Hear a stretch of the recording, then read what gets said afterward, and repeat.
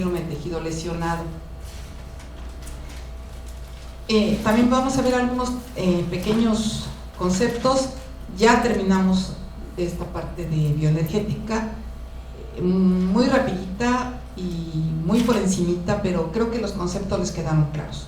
La energía que revierte los daños es la energía libre, es la que puede hacer un trabajo y está en forma de ATP. Y necesitamos producir ATP, o una terapia que produzca ATP o ayude a producir ATP es una terapia que nos va a ayudar a revertir daños. Muy bien. Ok, ahora vamos a ver membrana celular y síndrome del tejido lesionado. Vamos a hablar de dos conceptos rápidos porque a veces hay algunas personas que no los conocen. ¿Qué es un ion y qué es la ionización? ¿Sí? Aquí tenemos una molécula. La molécula es en este momento es una unión de dos átomos, cloro e hidrógeno.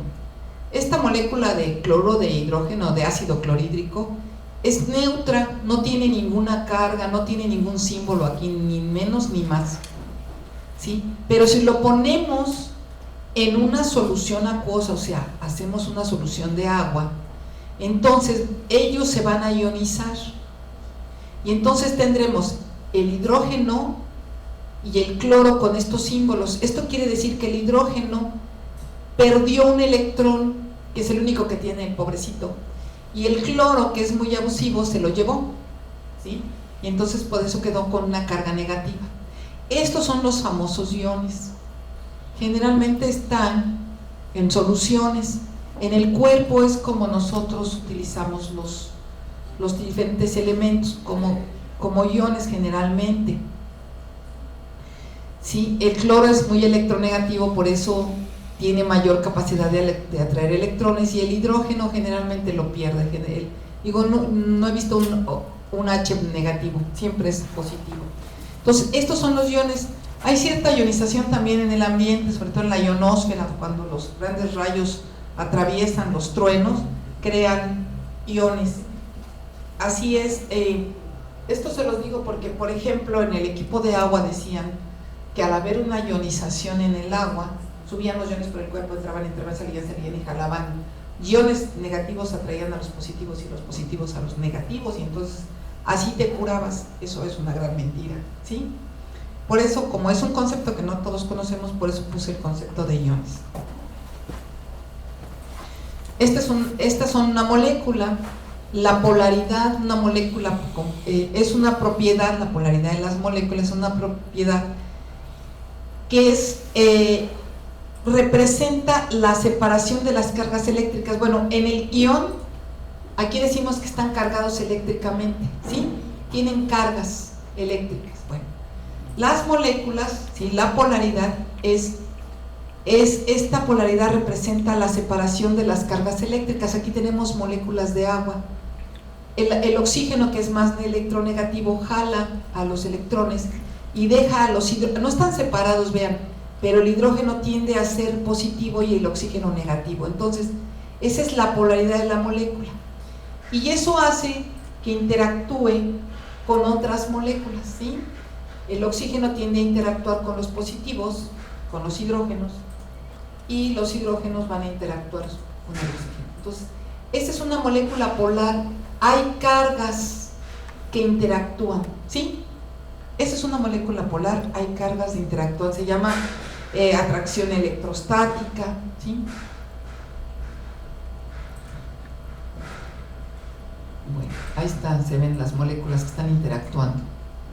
Esto es un lípido.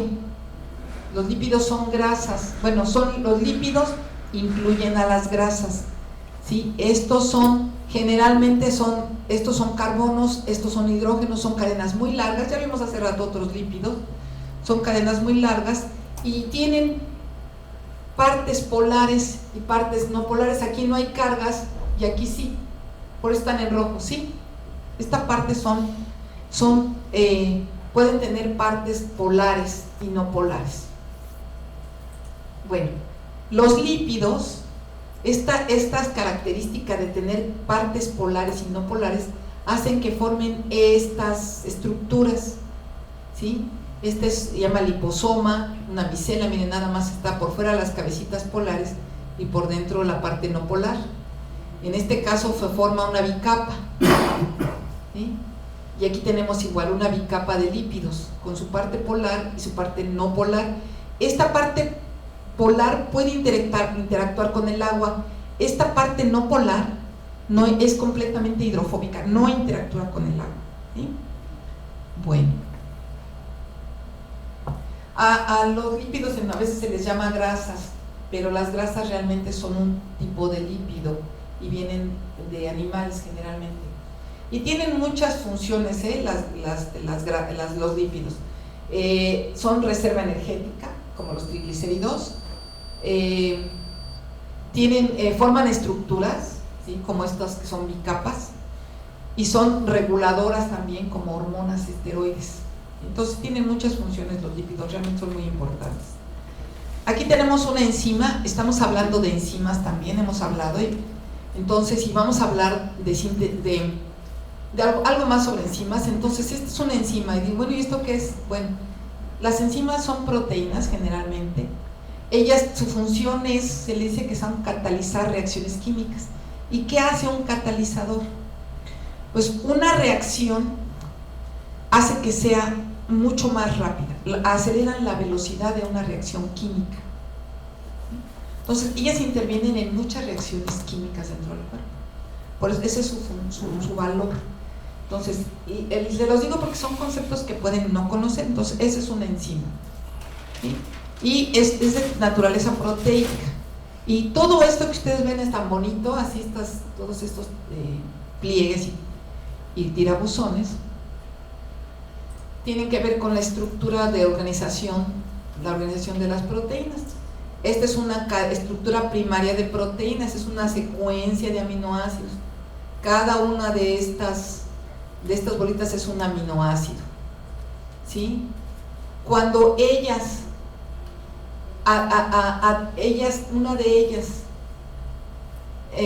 interactúan a través de enlaces de hidrógeno, entonces forman esta estructura plegada o esta estructura de hélice, ¿sí? Cuando hay varias hélices u hojas plegadas, entonces tenemos una estructura terciaria, esta. Y cuando tenemos más de dos estructuras terciarias, como aquí tenemos entonces una estructura cuaternaria y tenemos esta imagen que ya les comenté, ¿sí? Pues aquí tenemos estructuras cuaternarias, tenemos aminoácidos plegados en hélice, en hojas plegadas, que están interactuando. Y aquí, si se fijan, tenemos amarillos, verdes, rojos y azules. Quiere decir que hay más de 4 tipos de hélices, ¿sí? Bueno, regresamos. Ahora, estructura celular, sistema coordinado de organelos. Es un sistema coordinado de organelos. La célula es una estructura muy compleja. Se le llama que es la unidad morfológica y funcional de los seres vivos. Se dice que, sin embargo, ahora hemos podido tener mitocondrias vivas en laboratorio. Sin embargo, esta es la unidad básica de la vida. Es muy compleja. Tiene como estructura principal a la membrana plasmática, ¿sí? Una estructura muy importante son las mitocondrias, su núcleo, y tiene muchas otras estructuras, ¿no? Bueno, su citoplasma, aparato de Golgi, retículo endoplásmico. Al ratito vamos a ver qué le sucede a una célula enferma y qué le sucede a su retículo endoplásmico. Estos son los lisosomas, que son pequeños que son vacuolas donde se guardan enzimas que rompen, ¿sí? Son como enzimas digestivas.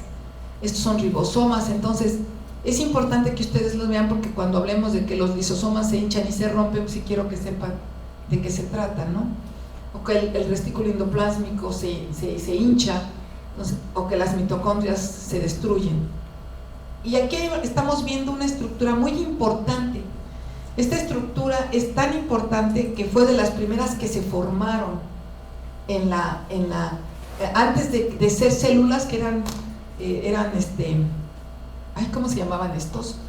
Coacervados, que todavía no eran células, eran los primeros, de acuerdo a la teoría de Miller y Oparin del origen de la vida, bueno, pues se formaron estructuras como las pelotitas de lípidos que vimos, ¿sí?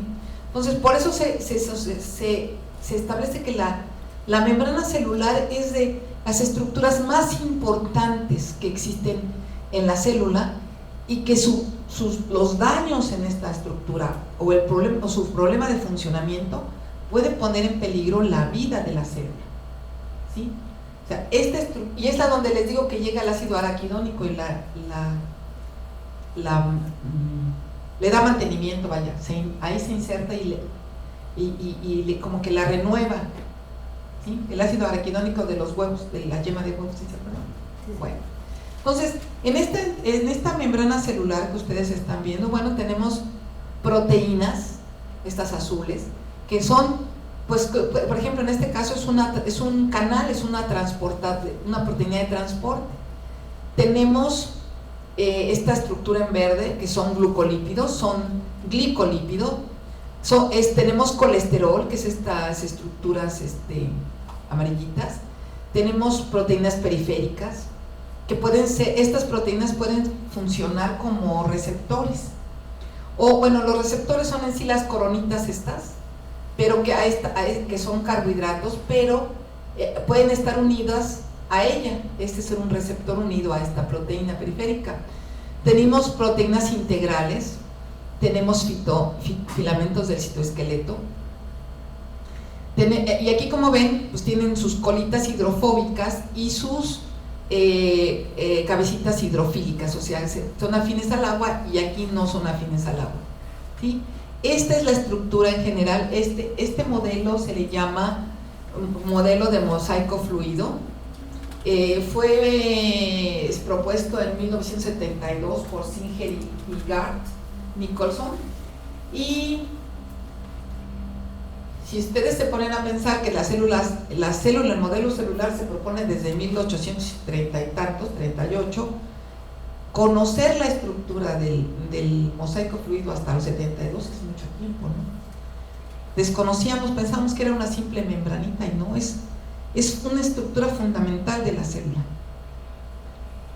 ¿sí?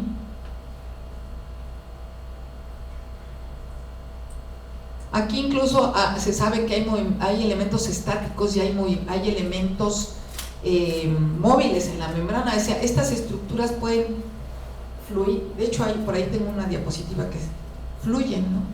Se pueden mover, y aparece un receptor y desaparece y aparece en otro lado. Es muy bonito esta parte de la membrana celular. Entonces aquí la vuelven a ver igual. Hay algunas son como canales de transportación, y algunas son bombas, literalmente, y no son yucatecas, sino son bombas. Son bombas como una bomba normal de subir el agua, ¿no? Son bombas que requieren energía.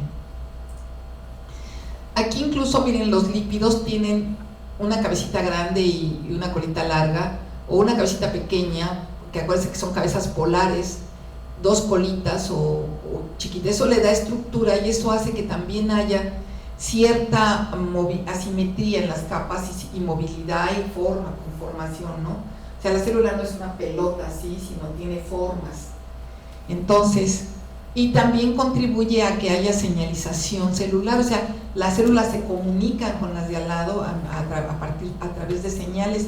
Y ahorita que veamos factores de crecimiento, ellos son ahora sí que su manera de comunicación, factores de crecimiento. Bueno, entonces, pues esto le da movilidad, fluidez. Fíjense, estos pueden rotar sobre sí mismos, se pueden flexionar y pueden intercambiarse. Entonces puede haber movimiento lateral, movimiento de rotación y movimientos de flip-flop, aunque estos movimientos de flip-flop no son tan comunes, no se presentan tanto. Entonces, vean a la membrana celular como una estructura fluida, con movimiento, con interacción con otras membranas, que debe de funcionar al 100 y que debe estar íntegra, ¿no? Estructuralmente íntegra, y que su función también debe ser no debe tener alteraciones funcionales, vaya. Por ejemplo, aquí estoy leyendo las otras que tengo, que la coenzima Q en la membrana mitocondrial tiene movimiento y que esa coenzima interviene en los procesos de transporte. Entonces, ahorita vamos a ver procesos de transporte. Bueno,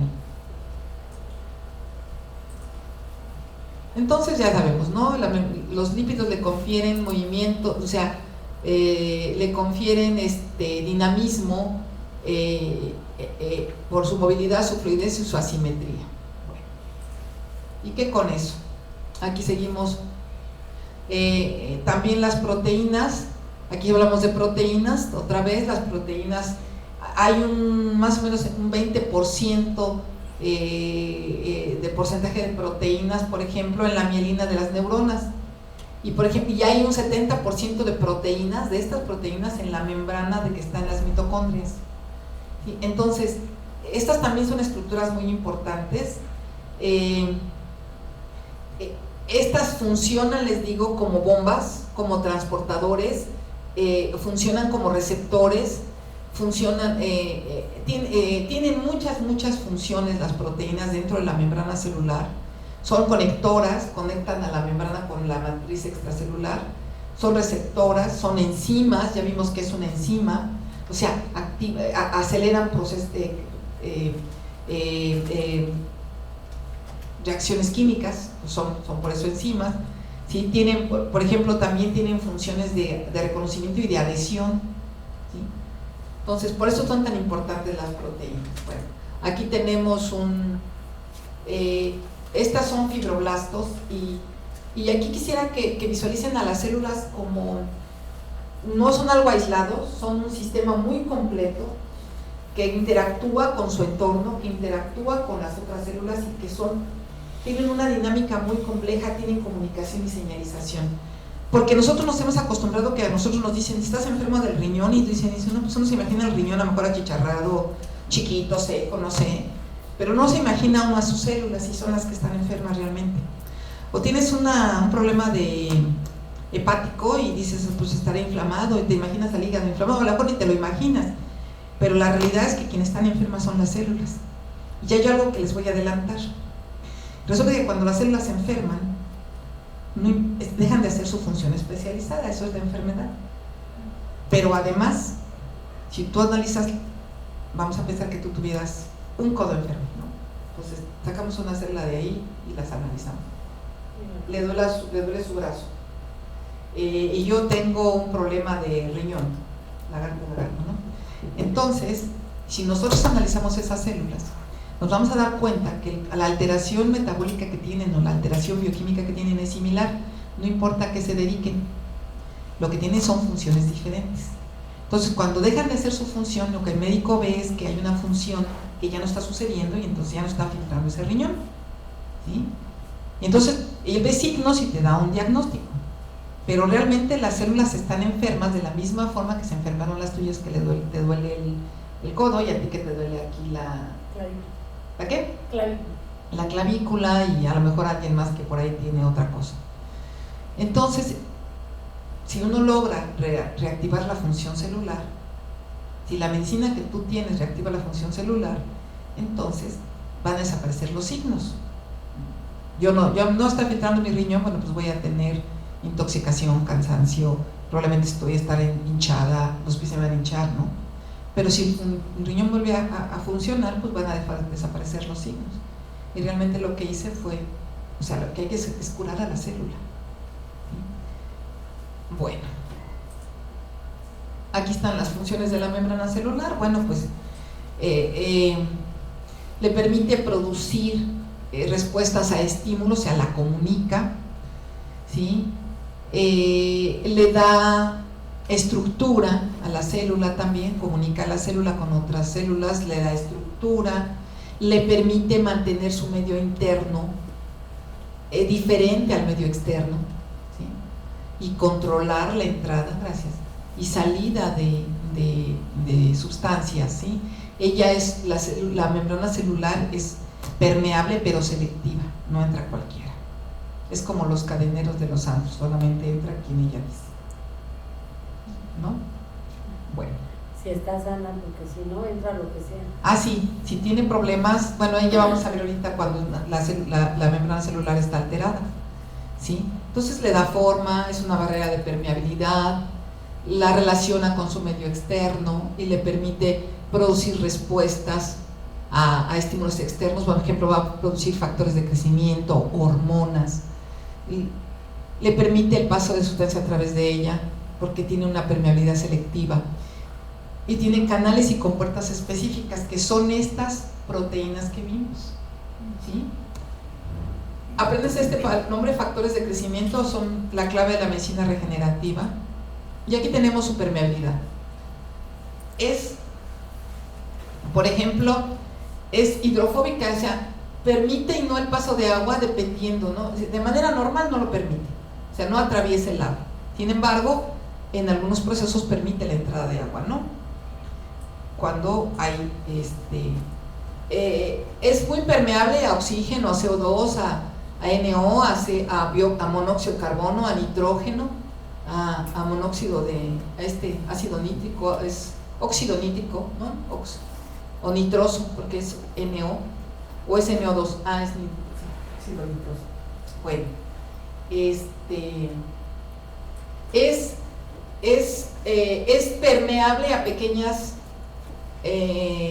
moléculas polares, como la urea, el etanol. ¿Se acuerdan? Ya sabemos que son polares, ¿no? Que tienen una parte. Sí, ¿te acuerdas que vimos lo que era polar? Vimos, bueno, ok. Urea, etanol, es permeable. Es permeable a algunas moléculas pequeñas hidrófobas, como ácidos grasos y esteroides. Es impermeable a glucosa y sacarosa, a moléculas polares grandes, sin carga, ¿sí? Pero nada más son polares. Es impermeable a iones. Ahora sí ya sabemos que son iones, a potasio, a sodio, a calcio, a magnesio. Es impermeable. Y es impermeable a moléculas polares cargadas, aminoácidos, a glucosa 6-fosfato, ATP, a nucleótidos. Entonces debe tener mecanismos de regulación para permitir que esto entre, ¿sí? Y entonces eso es lo que vamos a ver.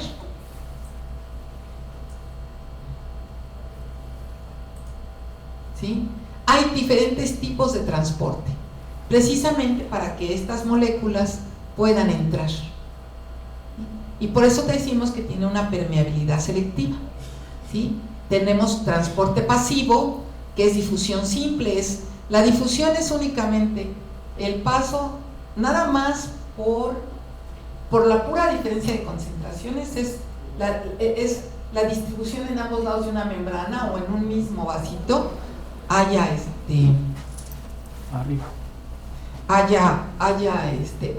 se llegue a un equilibrio de soluto en una solución. Si tenemos nosotros un vasito con agua y le dejamos caer una gotita de pintura, no se va a quedar ahí. Si es hidrosoluble, o sea, si no es grasa, sí se va a hacer una bolita, ¿no? Pero si no es grasa, no se va a quedar ahí, va a empezar a difundir, ¿no? ¿Sí o no? Hasta que llegue un momento en que todo esté, y la única energía que utilizamos fue la diferencia de concentraciones, el gradiente de concentración. Hay un gradiente, hay una diferencia de concentraciones, y entonces esto desaparece, simplemente queda hasta que toda nuestra agua queda así como color negrito, ¿no? Bueno, esa es la difusión simple. Entonces, por difusión, a través de la misma membrana va a pasar agua y estos gases, incluso estas pequeñas moléculas como urea, etanol, glicerol, por difusión. Y hay una que se llama difusión facilitada. Por ese transmedio va a pasar la glucosa. Y hay transportes activos. Estos transportes activos, por ejemplo, que son las famosas bombas, nos van a ayudar a generar lo que se llaman gradientes. Pues ya dijimos que un gradiente es una diferencia de concentraciones.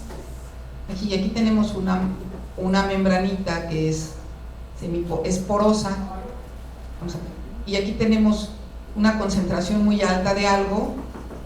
Aquí hay un gradiente, entonces este soluto va a tender a pasar a través de la membrana hasta que se igualen las concentraciones. ¿sí?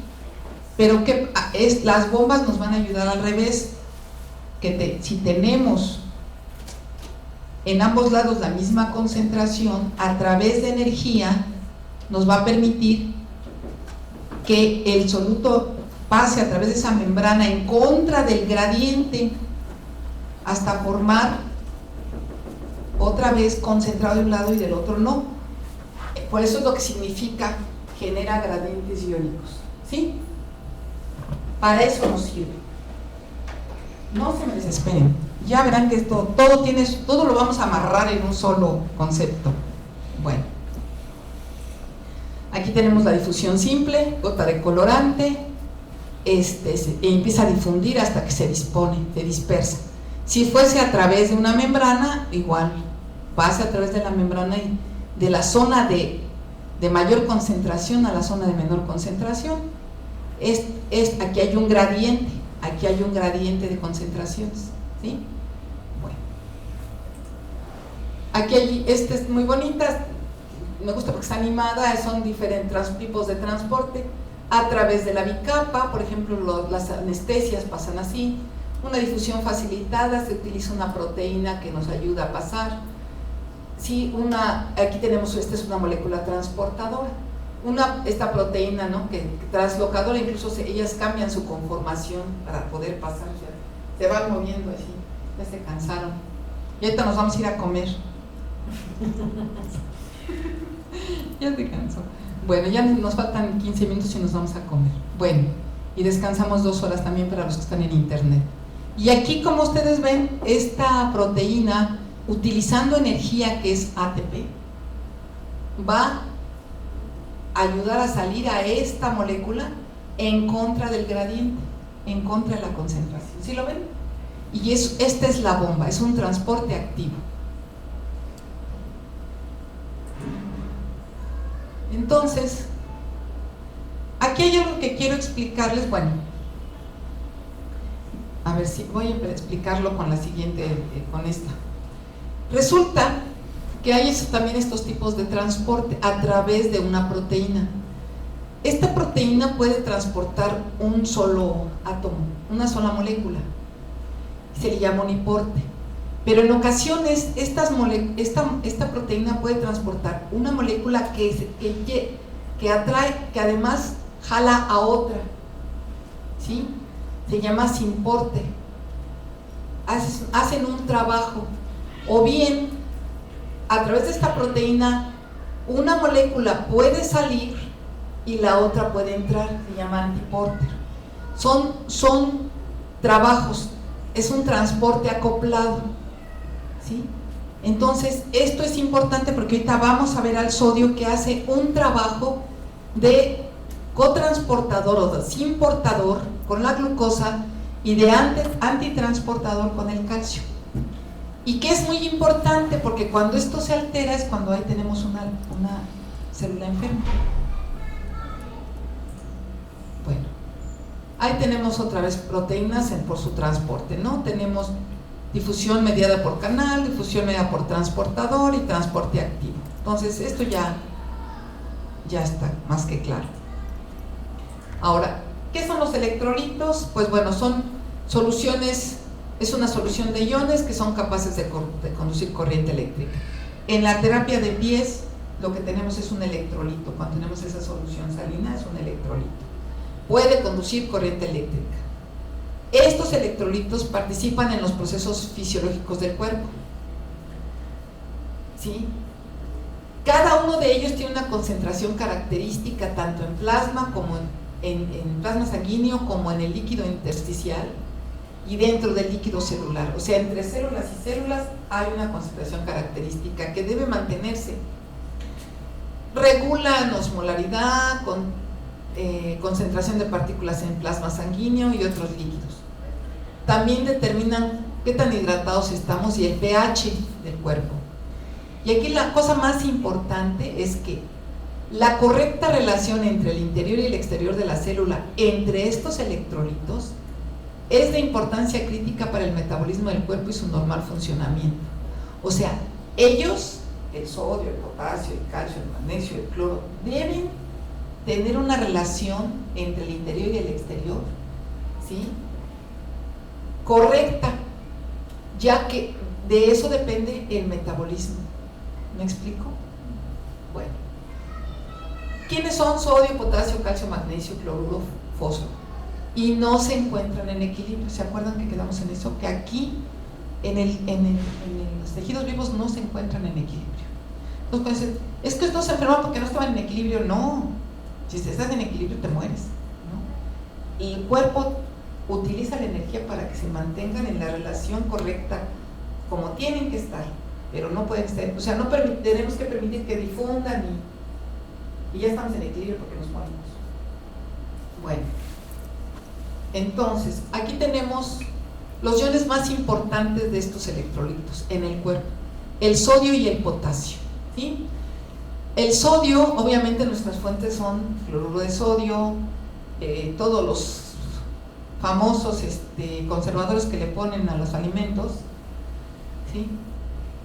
Y el sodio siempre está entrando al organismo porque por sus canales especiales, por sus canales, no entra nada más por difusión. ¿Se acuerdan que no es permeable la membrana al sodio? Y porque hay mucho más sodio adentro que afuera que adentro, afuera que adentro. Entonces, está entrando, y el potasio que está aquí en verde está saliendo, porque por cada potasio que hay afuera hay 36 adentro, y por cada sodio que hay adentro hay 14 afuera. ¿Sí me explico? Entonces, el sodio siempre tiende a entrar y el potasio tiende a salir, y son los iones más importantes en el metabolismo celular. Y estas diferencias de concentraciones se le conoce como potencial electroquímico. Esta diferencia, este gradiente, hace que las sustancias, el sodio entre y el potasio salga. Bueno, ¿y qué con eso? Bueno, estas son las relaciones. Esto otra vez hay 14 sodios afuera por cada sodio que hay dentro, y hay 36 potasios adentro por cada sodio que hay fuera. ¿Perdón? Potasio. Estos son potasios, perdón, potasios y sodios. Bueno, ahora sí que con eso. Bueno, pues el sodio hace un trabajo de Syn-Porter. ¿Cómo? A ver si lo repetimos. Ahí va. Cuando él entra una glucosa. Esto sucede sobre todo en las células del intestino. Entonces hace trabajos de cotransportación o de Syn-Porter y mete a la glucosa. ¿Se acuerdan que la glucosa tampoco entra? Que también es la membrana celular impermeable. Bueno, entonces mete glucosa. Otro trabajo del sodio es meter ion fosfato y aminoácidos. Entonces hace un trabajo importante el sodio cotransportando glucosa, aminoácidos y ion fosfato. ¿Y qué con eso? Bueno, la glucosa y el ion fosfato nos va a ayudar a sintetizar ATP en mitocondrias. Los aminoácidos nos van a ayudar a sintetizar proteínas, que son músculo, enzimas, hormonas, estructurales, o sea, de todo, ¿de acuerdo? Entonces, es importante el trabajo del sodio por esto. Y también hace un trabajo de antitransportación, de antiporter. Cuando el sodio entra, sale hidrógeno. Cuando el sodio entra, sale agua, y también saca calcio. ¿Sí? Entonces evita, primero, mantiene el pH de la célula, evita acumulación de calcio y también controla la cantidad de líquidos dentro de la célula. Entonces, por eso es importantísimo el trabajo del sodio. Sin embargo, bueno, ahora vamos a la siguiente. Son intercambiadores. Cada vez que entra 3 sodios sale un calcio, cada vez que entra un sodio sale un hidrógeno, y asociado al calcio sale agua.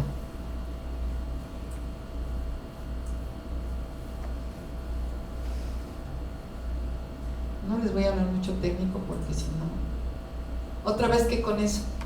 O sea, mantiene estable el pH, evita que se vuelva ácida, evita la retención de líquidos y envía el calcio a otros procesos, evita que se acumule en el interior de la célula. Es un proceso continuo, entran alrededor de 1 millón de sodios por segundo por canal, y nada más en el nódulo de Ranvier, hay 10.000 canales por micra para sodio. O sea, imagínense la entrada brutal de sodio, ¿verdad?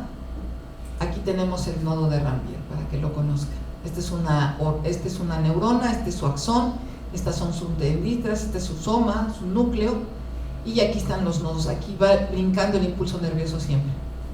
¿Sí? Esta capita amarilla son las capas de mielina. Bueno. Y ahora la pregunta, ¿y qué hacemos con ese sodio? Porque está entrando muchísimo y no podemos dejar que llegue al equilibrio, ¿verdad? Entonces utilizamos una bomba, una proteína que es una bomba que se llama bomba de sodio-potasio ATPasa. Déjenme poner el... Maestro, ¿le puedes dar control clic ahí?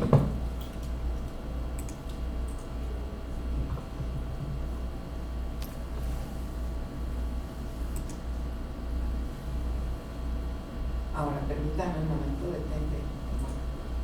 Okay. Vamos a ponerla ahí, la voy a poner en el... Me voy a salir un poquito de la presentación. ¿En cuál me quedé? En la 132, ¿verdad? Ahí está. Y les voy a poner la bomba.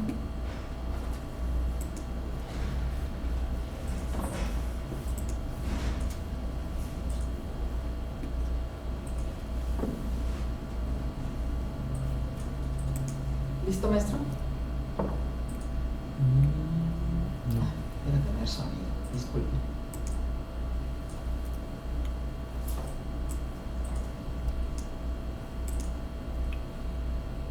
¿Con dónde la detengo? Aquí. Ya está. Pero no tengo sonido. Súbele. Ya le subí, no tengo sonido.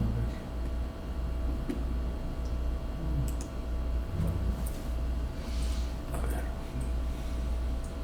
Si no, yo se las narro. Espérame.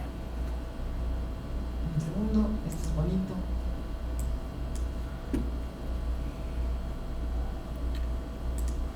Ahí va. Esta es la bomba de sodio. Configuración de la misma. En su nueva configuración.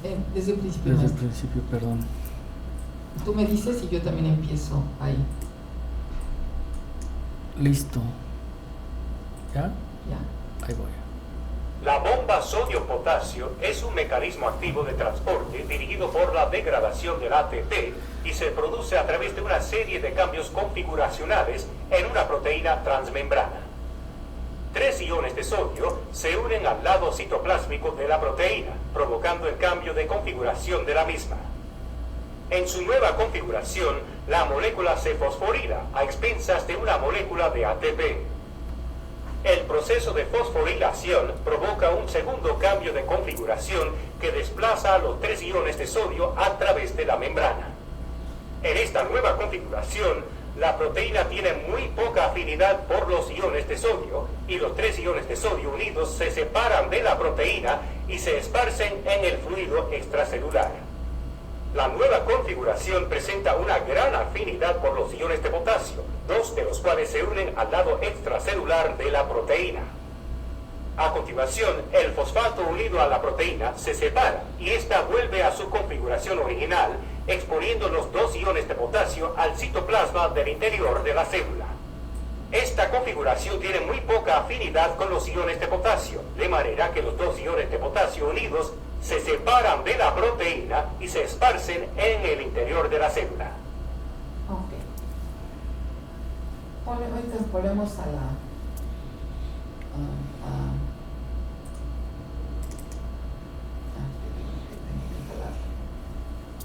que salgo de aquí, ¿verdad? Es aquí. Bueno, no lo vamos a repetir porque siempre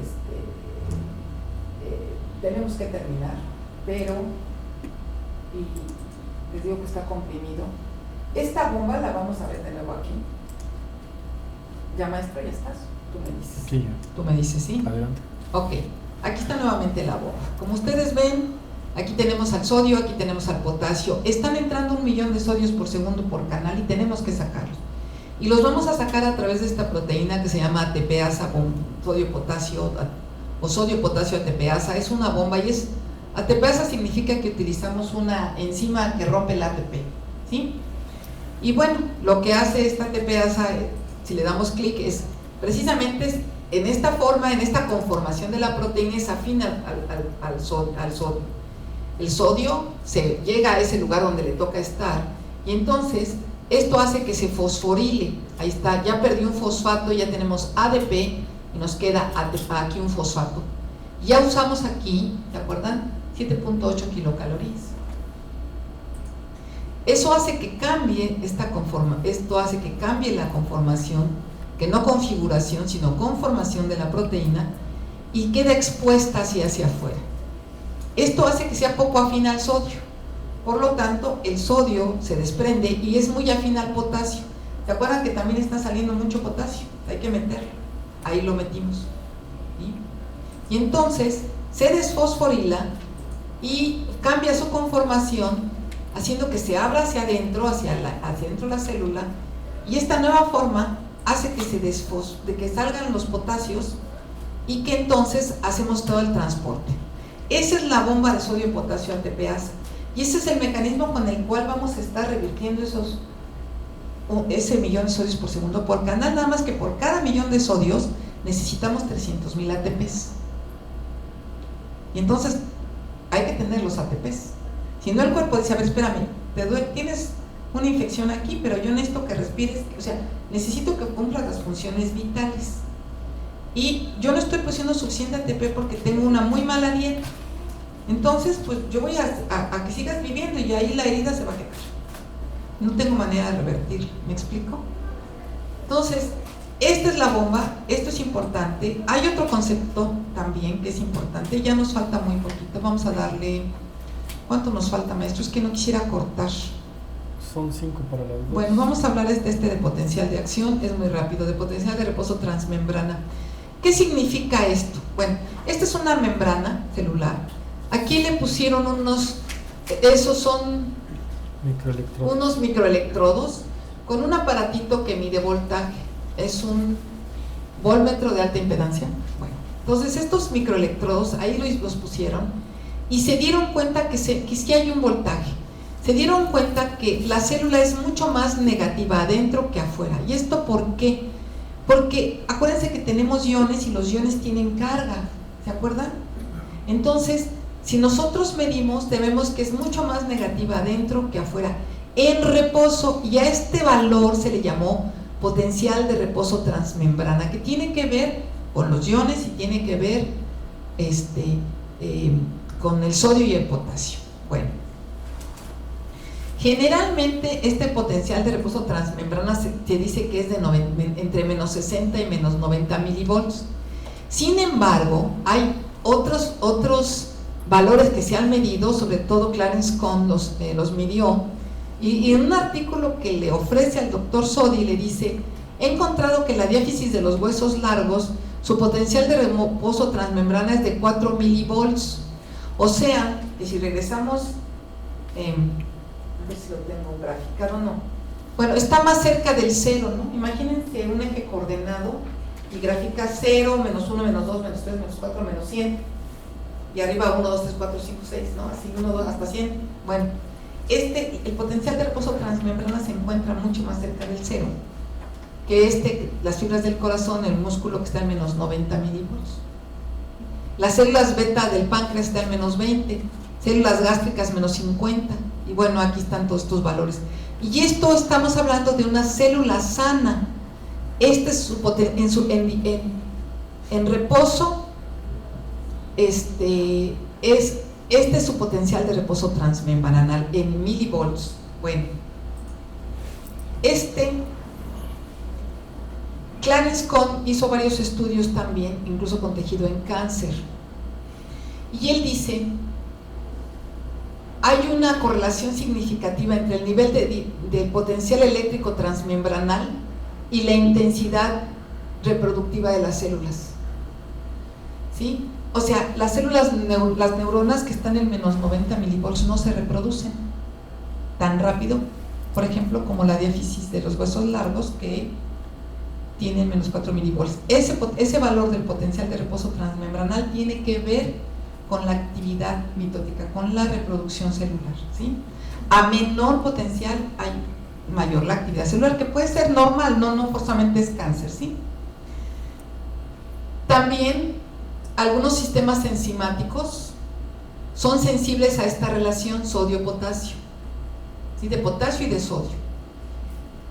Y luego él encuentra que en el caso del miosarcoma, este potencial, mio significa músculo, o sea, es un sarcoma muscular, el potencial de menos 90 milivolts de las células que están alrededor de este miosarcoma contrasta con el potencial de reposo de 10 milivolts de las células sarcomatosas.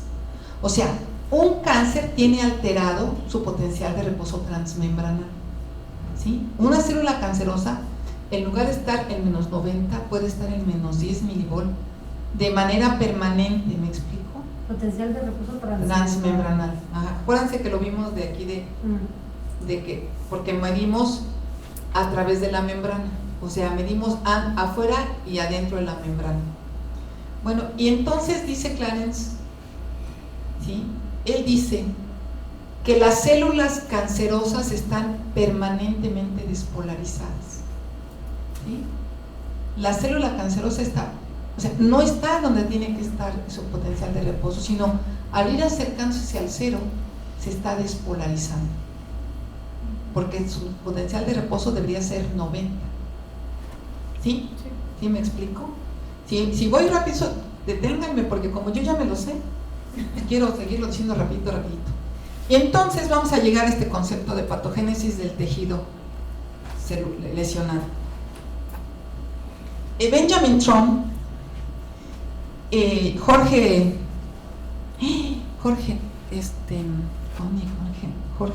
ay, es que se me fue el nombre, otro investigador, ellos hacen estudios en tejidos enfermos, es lo que les decía, toman diferentes tejidos y me voy a ir a ver si está aquí, no, me voy a ir, maestro Blanca, si puedes irte por favor ahí está, creo que es este. ¿Cuál es? La 142. Bueno, este investigador hizo estudios en lesión experimental de infarto al miocardio, en lesiones de células centrolobulares del hígado, las lesionaron con tetracloruro de carbono, también lesiones de túbulo renal después de que les pusieron cloruro de mercurio, lesiones de las células HeLa, las mismas células cancerosas las lesionaron con el virus de la polio, y células de tumor ascítico, que es un tumor maligno, generalmente es un carcinoma. Analizando estos tejidos, vieron cuáles eran sus diferencias metabólicas o cuáles eran sus similitudes metabólicas, y se dan cuenta que todas presentan la misma alteración. Yo repito, la enfermedad es la pérdida de la función celular. En el caso del cáncer, ni siquiera las células no nada más perdieron su función, sino además se convirtieron en un ente ajeno a nosotros. Ya no están controladas por todos los sistemas normales de control del cuerpo, factores de crecimiento. Ellos ya están viviendo y están tratando de sacar ventaja de nuestro cuerpo, ¿sí? Entonces, al analizar estos tejidos, se dan cuenta, regresamos, maestro Blancas, a la... ok, no, esta no es. No, continúa a ver. Ok, encuentran todos estos cambios. Hay una disminución, es la 143.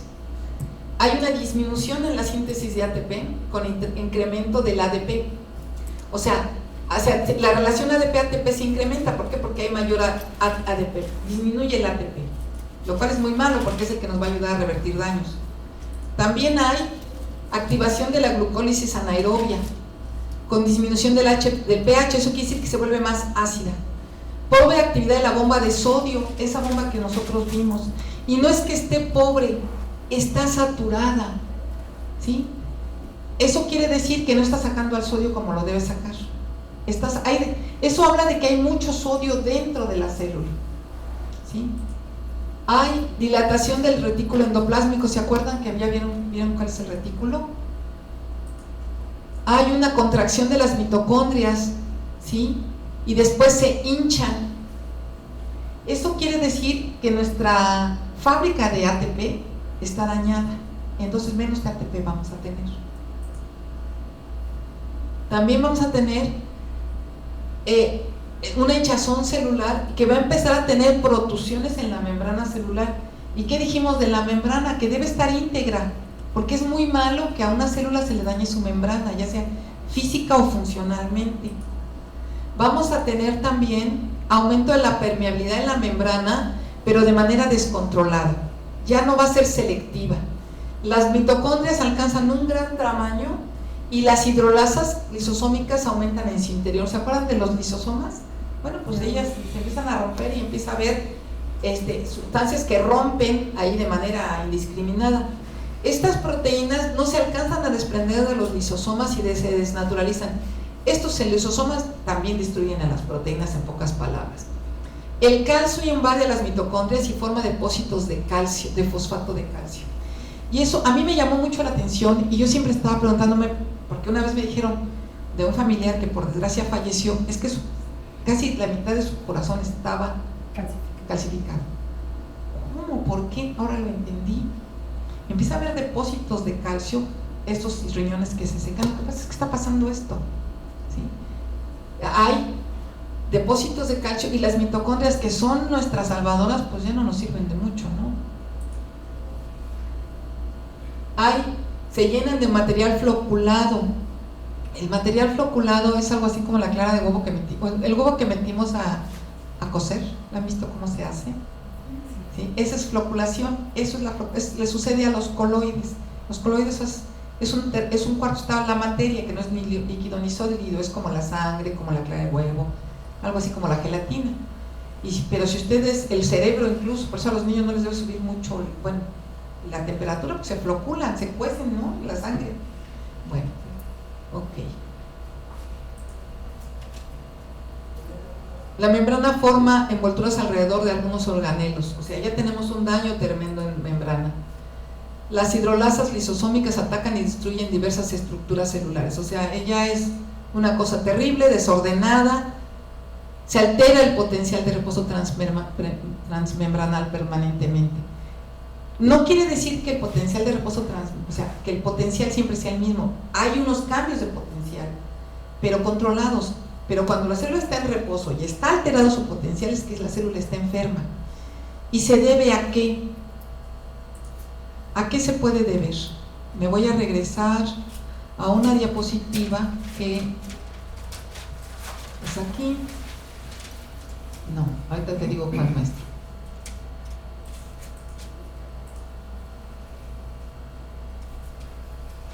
Bueno, ¿cuál? Tron y el doctor Sodi ¿Cuál? llegaron a la conclusión, a la 138, que esta despolarización permanente no es privativa de hacerlas cancerosas, sino en general de todas las lesiones, las cardíacas o cualquier tejido lesionado, y por eso lo llamaron síndrome del tejido lesionado.